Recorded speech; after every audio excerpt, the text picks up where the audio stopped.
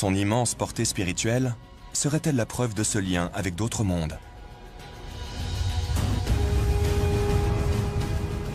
À quelques kilomètres de là, la ville sacrée du monde musulman pourrait peut-être nous fournir d'autres indices.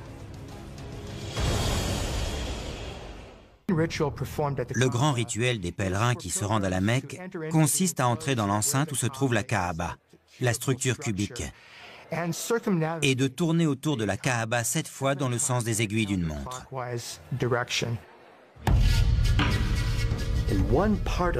Une pierre noire est incrustée dans l'un des angles du monument. Personne ne peut dire exactement d'où elle vient. Mais la légende veut qu'elle soit descendue du ciel, portée par un ange, et qu'elle soit ressortie à cet endroit précis du sanctuaire. Selon une autre tradition, cette pierre aurait été vénérée bien avant l'époque du prophète Mahomet. Il s'agirait d'une météorite de l'Antiquité. Et les peuples d'alors y auraient vu un signe de Dieu ou des dieux. Pendant qu'ils font 7 fois le tour de la Kaaba, les pèlerins peuvent essayer d'embrasser la météorite. Mais la foule est tellement dense, surtout de nos jours, que c'est impossible. Donc, si vous ne pouvez pas physiquement embrasser la pierre, vous devez tendre la main droite vers elle pour montrer votre respect, votre vénération. Les gens croient bien sûr qu'il s'agit d'une météorite tombée du paradis qui a pu être sauvegardée.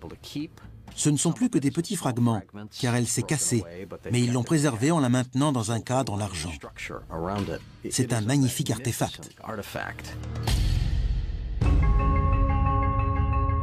Cette pierre noire serait-elle réellement une météorite comme le pensent nombre d'érudits et de scientifiques? Et si oui, que peut-elle nous dire des origines historiques et peut-être métaphysiques de la foi islamique? C'est plutôt étrange de voir tous les musulmans prier en direction de la Mecque et de cette pierre noire.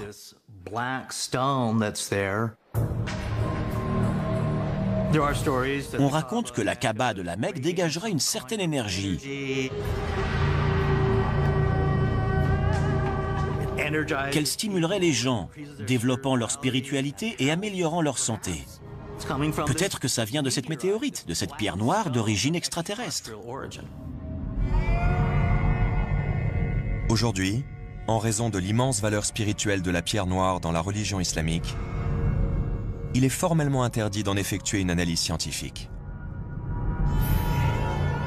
Pour les musulmans, la pierre noire vient tout simplement du paradis.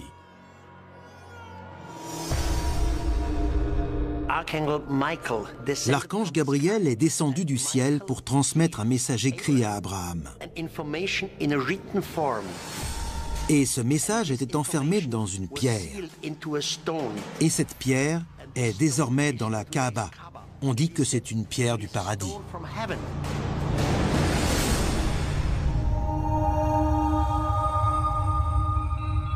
Les hommes de l'Antiquité regardaient vers le ciel pour y trouver une inspiration divine.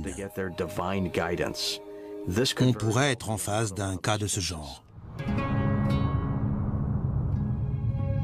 Les recherches montrent que la Kaaba est dans l'alignement exact de l'étoile Canopus, des cycles de la Lune et des solstices d'hiver et d'été.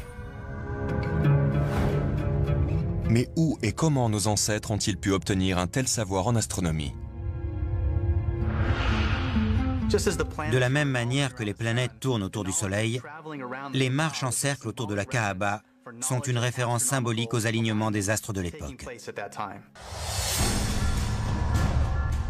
L'alignement planétaire de la Kaaba pourrait-il suggérer que les musulmans de l'Antiquité avaient un savoir secret?